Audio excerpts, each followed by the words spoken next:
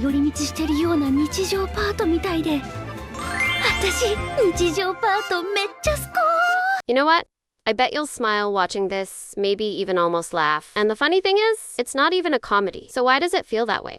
It's because these sounds tell your brain, this is lighthearted. You're safe. You can smile now. Even if the character just made a silly face, the sound reframes it as adorable, not embarrassing. And this scene actually connects back to a few earlier ones that were super emotional. And now Marin's just watching, like, she's not part of the action anymore. She's just observing. And the wild part, that puts her in the same spot as you, the viewers. So it kind of feels like she's sitting next to you, watching Gojo from a distance. That's why it hits different, like she's sharing the moment with you. It's such a clever storytelling move. They place the character in the same emotional seat as the audience. You should totally study this technique and use it in your own content. It's one of those visual tricks that makes everything feel way more personal and real. So, if you really want to apply this technique in your own content, first you have to overcome yourself. What does that mean? Well, every person has their own ego. The lucky ones are those whose ego happens to align and resonate with the problems faced by the social community. So when they create content and it keeps going viral, they often don't even realize that they're actually using this technique. An audience surrogate is a character who mirrors the viewer's emotional or observational position. They're not just part of the story. They stand in for the audience, reacting, feeling, and perceiving events in ways that help viewers connect more deeply. Just like in the previous scene, she is no longer the active participant, but the observer, just like the audience.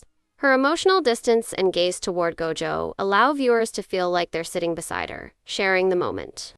That's why it feels intimate, even though it's not a comedy or a dramatic climax. You can also see it in this scene by showing the emotional contradictions between each character. It easily creates comedy based on emotional truth. For example, a character's actions seen from a pure and innocent sense of curiosity. All of this makes the story flow smoothly from the audience's perspective. So, why it works? First, it creates emotional resonance by aligning character and viewer perspective. Second, it allows for a natural exposition. In this way, the audience learns or reflects alongside the surrogate. It also builds empathetic connection, where the viewers feel seen and understood. Of course, it's often used in visual storytelling to guide attention and deepen immersion. But when you're asked to create a story like that, you can use a simple perspective. For example, crafting a story that forces the camera's point of view to be inside the situation as it unfolds. Then, adding other scenes that make the audience feel as if they're in the same place as one of the characters in the story. This is the easiest way to show the audience through the camera's perspective that they become part of the story. Beyond the use of interesting camera work, the story flow of this technique makes you question something within the narrative. And then the character responds to exactly what you were thinking about the other characters in the story.